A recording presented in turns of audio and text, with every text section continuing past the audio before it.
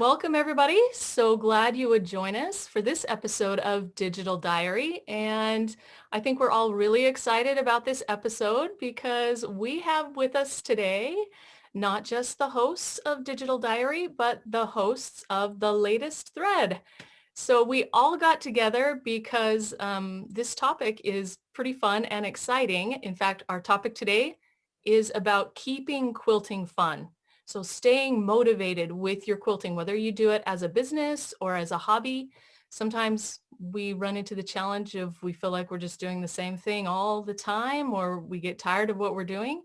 So we're just going to talk about the ways that we deal with that. What do we do to keep things fun and exciting?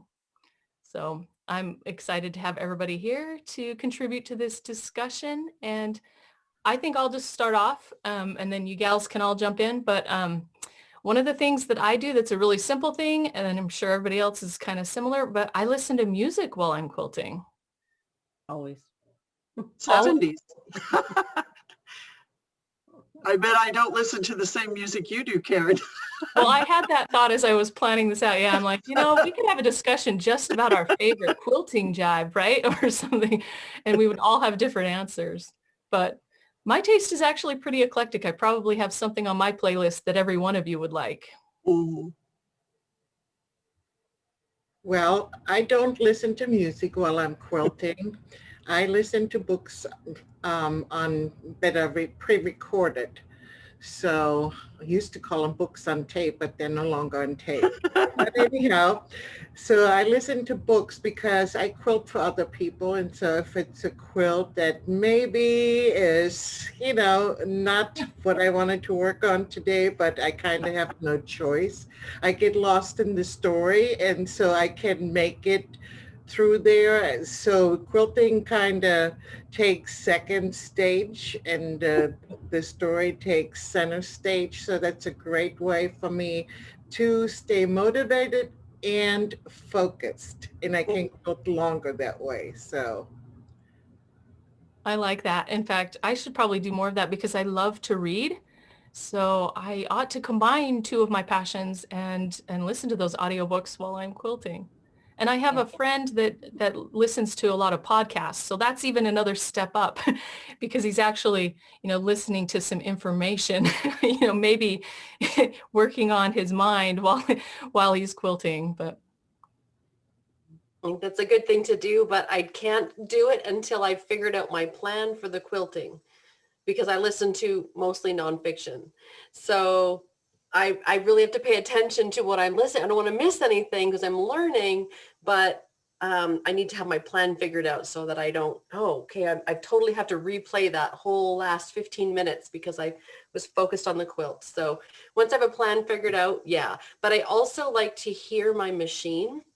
And so I invested in a pair of bone induction headphones that sit in front of your ear, and the noise travels through the bone instead of going into your eardrum.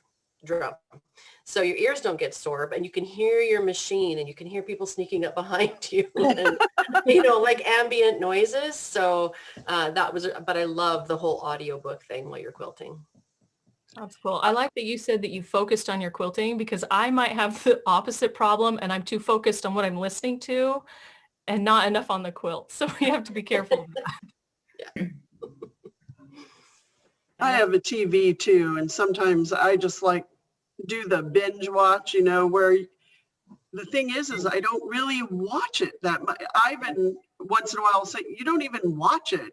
Well, I know, but I know enough I hear it and it keeps me company, and I certainly don't watch anything that requires you really keep up with all the details, like some murder mystery, because I lose out. It's like, oh, wow, and that's why I struggle with listening to books, because all of a sudden I realize I have no clue who these characters are and what are they doing? I don't even know them. So I struggle with that one. Yeah, when I quilt with my mom, so when I go to mom's house and we quilt, after we get things set up, so just like Sharon said, when the brain work is over and we're just kind of quilting, then it's old reruns of Bonanza or John Wayne movies Yeah. or something. So it's just background noise. And once in a while you look up and watch the chase scene or something, but it's mostly something you've seen. So you know what's going on. It's just background noise. Yeah. I'm a Hallmark movie fan, so, you know. Of course. All right, what else? Who else has got an idea? What do you do to stay motivated or keep it fun? Doodle. Doodle. Well, Okay, on your quilts or sketch pad or both? Both. I know it was a dumb question, but for the sake of the audience, I had to give you the answer. Some people get their quilts back and all the way down the side are just my thoughts and ideas for something else. But I was just checking my tension over here. Meanwhile, you're planning for another quilt. I'm like, what is this? It's beautiful. I'm like, I had an idea, and if I don't get it out, it's gone. So then if that That's goes not home in with- my quilt. right? So do you take a picture or something so that you have that for you since the quilt goes home with the customer? Oh, that's cool. I don't know if you remember, but a long time ago at one of the quilt shows you were doodling and I asked if I could take your piece home and I still have that. Yeah. Oh yeah, it's right there in my drawer. Awesome. I think you do have to play a little bit. So usually I kind of do the same thing, but I don't give it back. I just grab a strip out of my basket and baste it onto whatever, like where there's extra batting on the side or the bottom or something. And just doodle a little, like stitch a little bit, because it's just enough that you like got a break from doing something you didn't really want to do. It's recess. So, you know, I don't know. And then I cut it off when I trim their quilts and I keep it. So, So along the same lines as that, because most of my customer quilting is computerized, most of it's edge to edge. So sometimes just to keep things fun for myself, I will quilt for emotion just so that I can play, just so that I can do that recess like Karen talked about. So like just mixing it up, doing something different, sometimes that's as good as a break, right? It is a break. Let your creativity out of that monotonous quilt. You know? It's a good time when an edge to edge is running on the Statler. It's a good time for me to plan out maybe a custom quilt. And I find that I love doing that, the process of figuring out what pattern goes where. And every once in a while, but probably at least once a week, somebody calls and says, can I send you a picture? And, you know, and you play around with it and stuff. I enjoy that. It's very motivating instead of the everyday edge to edge sometimes. Well, and definitely a reason to have that extra computer so that you can play while it's Oh, stitching. totally. I can't imagine not having it. What about other hobbies? I find that when my hobby became a business, I needed other hobbies. So for keeping quilting like exciting and fun for me to look forward to get back to a quilt on the frame, I want to do something else. But my hobbies are still all creative, but they're not things that I have to really practice to get really good at. So I get like instant gratification from, oh, I can do a puzzle, right? I can just put a puzzle piece down. I didn't have to learn it. I didn't have to do muscle memory. I didn't have to learn all the things that I did to get good at quilting, but they're still creative hobbies. So I think that's a break from that and then going back to it. I think that's a healthy way to balance everything when you do it as a full-time business. Well, and sometimes I'll just go piece a quilt. And even if it's just like a kit that I bought a billion years ago, just because that's where I started. I didn't start long-arm quilting. I started piecing quilts. So sometimes it's good to just go and piece something. I also find that varying which quilts I put on one after another, rather than just go according to which one came in first. It's like I'll do a custom and then I'll do one or two edge to edge, and then maybe a custom that I want to do because I really didn't want to do the last couple. And so it just, I have to reward myself with doing some quilts that I like doing. Because how often do we actually do our own, you know? Schedule time for yourself on your own schedule. Yes, for real. I usually take the month of May. That's my time. but I do plan in time for my grandkids to come in and play on the machine, because I think that is so much fun. And, different projects for their different ages. And along that same line, I love to mentor other people on the machine. Like I had a young lady that they didn't have the money to get a quilt quilted, but she did everything on her home machine, domestic machine. And I said, hey, why don't you bring it over here? And she's like, oh, I can't. I said, I didn't say I was going to do it. You're going to do it. But what a great day. It was a great, we chatted, we had fun. She enjoyed the it really does motivate you.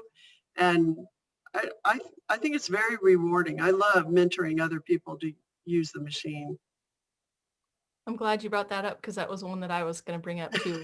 Both of you talked about sharing your passion with somebody else. And all of us, everybody here on this screen does that very well. And it is so rewarding to be able to share that, either through teaching or mentoring or working with friends or family. I'll share my knowledge and my creativity, but I don't share my machine. Yeah. I have a scheduled meeting every week with 2 of my good quilty friends, and we just do a Zoom every week because we can't meet in person anymore. So. Well, I think that's important to keep. I don't necessarily say motivated, but keep you creative. Like if you're stuck in a creative rut, just sit down and chat. And I know we can't like go to lunch with our friends, but if you get on the phone or you FaceTime your friends, the creative bubble starts to get bigger. And then you start to bounce ideas off each other, and that helps with the creative lag, I guess you'd say. Yeah. I had one of those Zooms get-togethers yesterday with a few friends, and we spent the afternoon. I had Electric Quilt open on my computer, and we screen shared, and we designed an entire gorgeous quilt all together in one afternoon. It was so much fun. So there is all kinds of ways, and we don't have to wear a mask to do that. We can see each other's faces. We're face to face still. We can see the words coming out of each other's mouths. It makes a difference.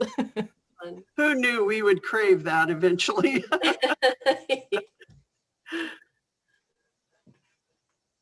And I do, like, during normal times, attend a quilt guild. And I think that helps a lot too. As a quilter, it helps me keep up with the new things that people who are piecing, what they're doing, so that if I was looking to buy patterns or something, I have some ideas, or, just it keeps you fresh. And I do miss the quilt guild meetings right now. During normal times, I find, I just think it's kind of a must to get out amongst people who piece quilts almost more than quilt them.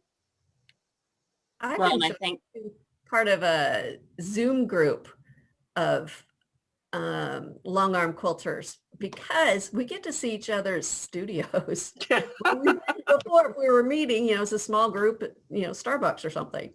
So this is kind of fun. Well, and even going beyond just like smaller Zoom groups, I mean, Instagram, Pinterest, Facebook, all those sorts of things are really important right now. Mm-hmm. To keep up not only those friendships, but the inspiration. Mm-hmm. What did we do before Pinterest? I don't remember.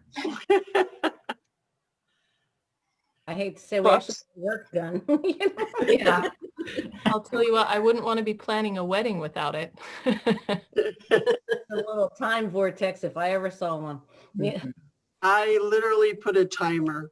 I just can't do it because like 2 hours are gone and you thought you just got on. So I don't do it as much as I did. I think because I was getting worried it was getting to be too much of a time sucked up. And I laugh though, because by the time you're done, you don't actually remember why you went on. It's so true. It's so true. Because you go off in so many directions. What am I looking for? Yeah. YouTube is even worse, because then it says up next. It's like, oh, what is this? This isn't even anything right looking at, but it looks neat. So true. And And they become Oh. topics you're not even normally interested in. I was going to say on YouTube, that's worse because you start out with maybe quilting and then you see other topics that you might be interested in. And so it starts the whole ball rolling. That's their plan. That maybe leads to those new hobbies that we talked about when we need something different to try to break up our quilting day. You know what's funny though? I don't want to say I got a new hobby, but I've been playing around with something new, and it's not quilting at all. But I find that it always, no matter what I do that's not quilting, it somehow always circles back because it parts of that you pull into this thing. So it's really weird. You almost can't escape it totally. I completely understand. Okay, so for a second, I want to jump back to something Deanne said that prompted me with a thought. She talked about how she would mix up the quilts to give herself a little bit of a reward from doing a quilt she didn't love, maybe. So it just got me thinking, do any of the rest of you have personal reward systems? And let me explain one of mine. So if I finish these 2 rows on a quilt, I can eat that brownie. Anybody do something like that? When I get this done, I can do that for me. I negotiate through every quilt that's up there. Okay, I'm so glad to know I'm not the only one that You are sets not. goals and negotiations like that. You get lunch if you finish this row. Yeah. I have like happy markers, you know, when the quilt comes off the floor, when the bottom hits the belly bar, you know, like those little hallelujah times, but I'm not much into the, my goal is just, you know, to try to quit at a decent time, because I had to sort of focus better on that. I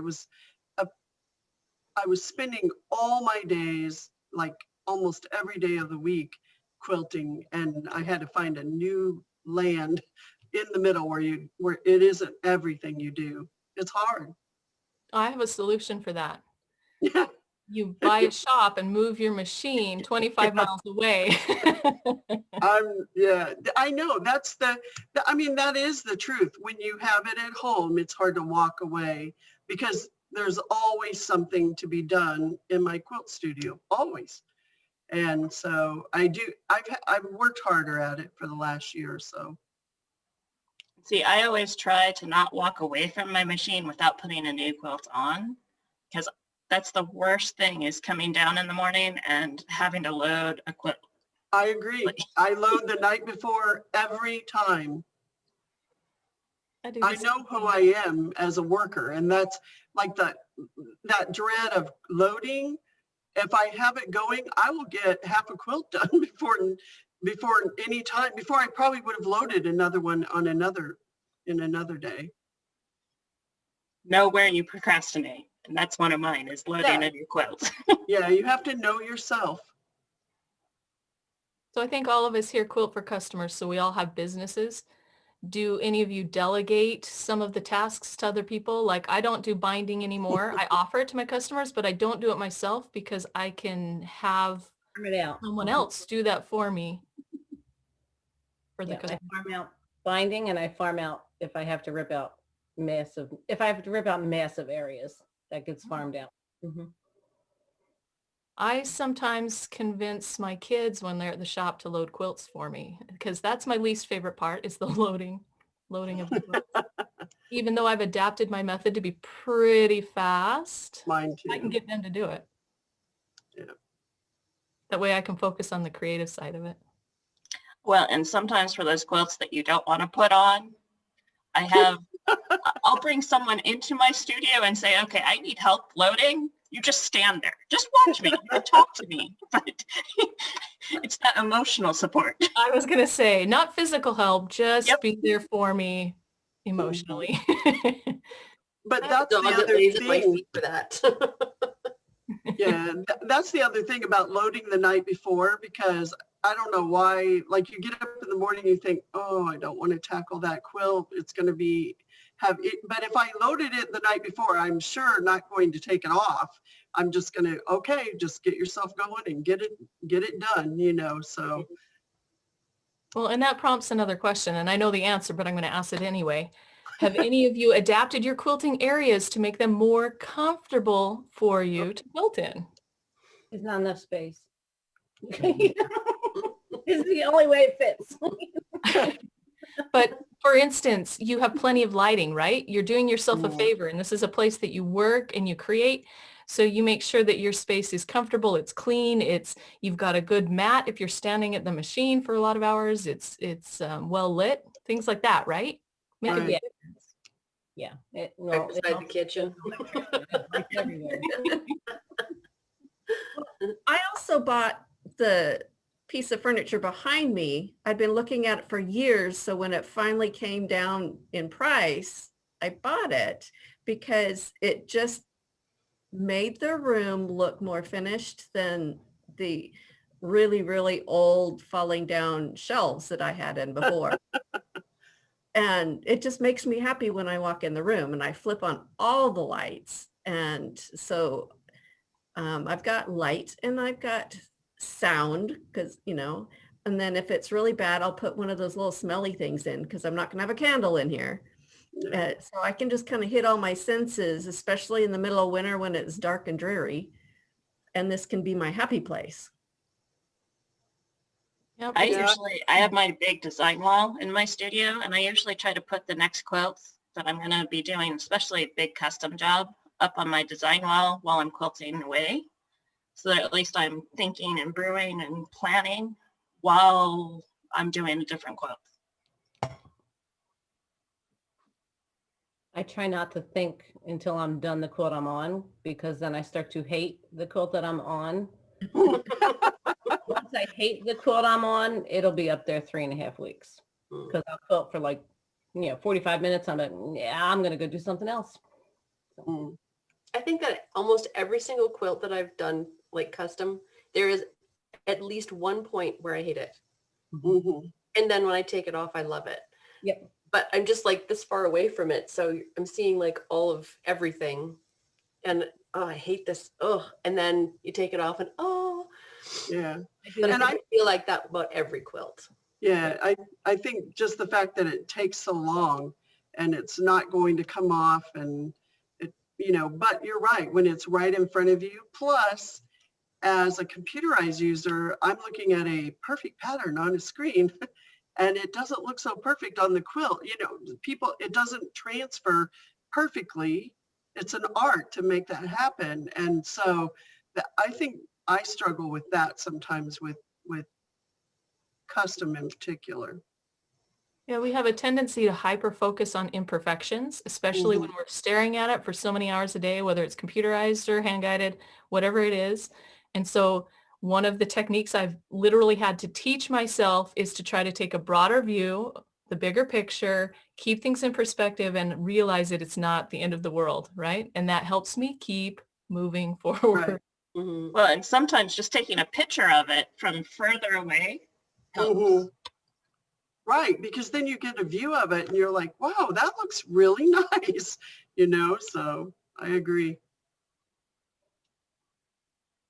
The key is to walk away and now it's a good reason to leave the quilt. And the next day I roll back through. Usually you can't even find it. So then I'm good with it. That's fine. Well, sometimes you just need the fabric to relax a little. So if you loosen tension I agree. and then you come in the morning and, well, me, it's opposite because I work second shift. But when you look at it later, you're like, oh, it just needed to relax. It's fine. So. Yeah. I almost always prefer a customer pick up a quilt at least a day later because it looks different than it does when you first take it off the frame, particularly custom quilts. It's so different looking because of the relaxing of the fabric. All right. Anything else? Any other ideas, ways that you stay motivated with your quilting? Sometimes you just have to walk away for a while, give it a day or two break or even longer just to kind of get quilting out of your brain for a little bit. I think then you come back and you can't wait to get started. I schedule days off. I do the same thing, and I use those I use those vacation days as a reward system too. And I'm always much more fresh when I come back, whether it's working on my own projects or customers. Mhm.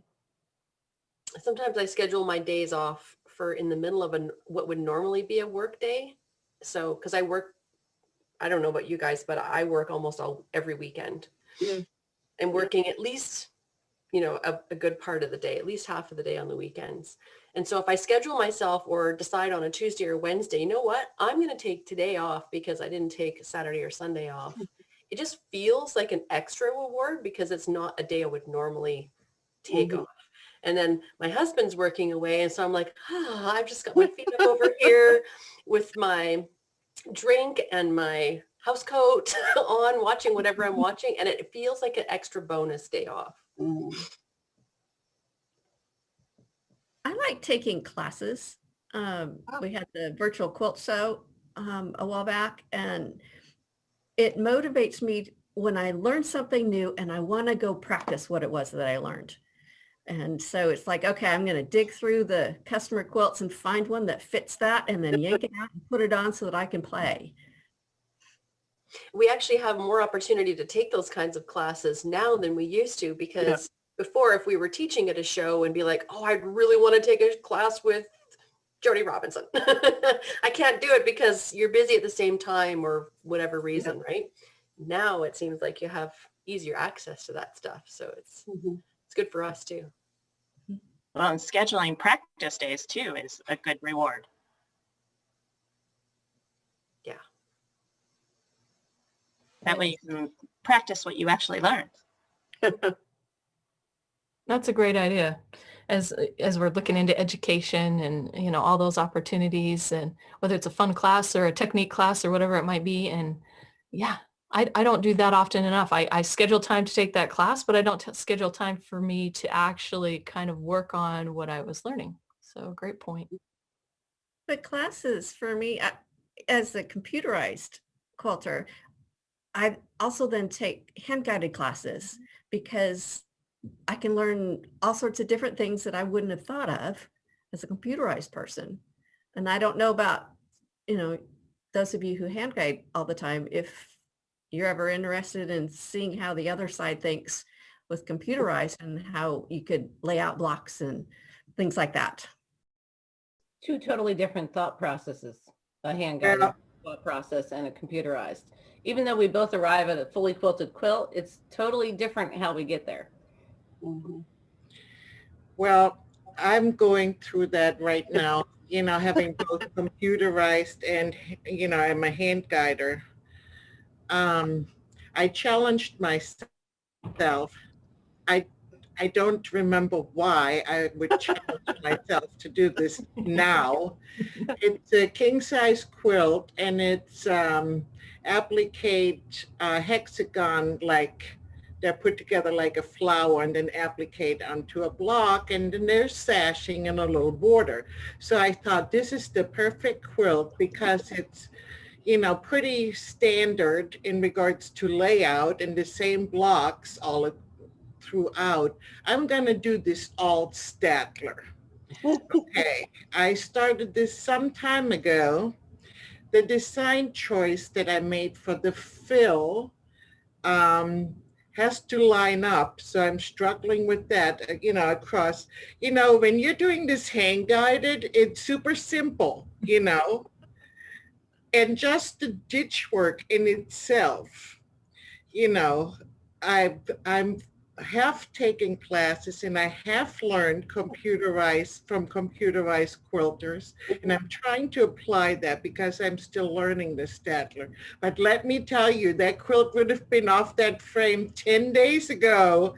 I have to take the time just when I'm learning hand-guided new designs, you have to invest that time. But knowing that I could do it much faster with the extended ruler base and a ruler is challenge in itself, just saying.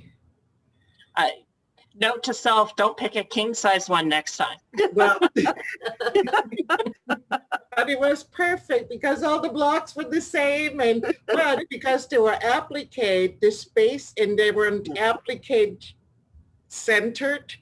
So it's not like you can use the same design and block it and drop it from block to block. No, you have to click out and adjust each and every block. And of course, nothing connects.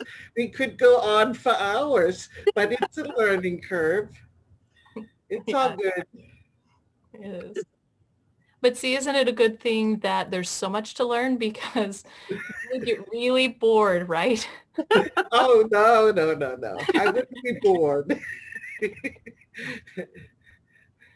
Yeah, so our challenge, I guess, is not getting bored and not getting overwhelmed. And I think we talked about a lot of fun ideas, ways that we stay motivated and keep from getting bored or overwhelmed. And so hopefully you all enjoyed listening to us chat about this topic. I know I had a fun time talking about it. So thank you again, everybody, for joining us, especially our hosts from the latest thread. It was so awesome to see you gals here today. So thanks again.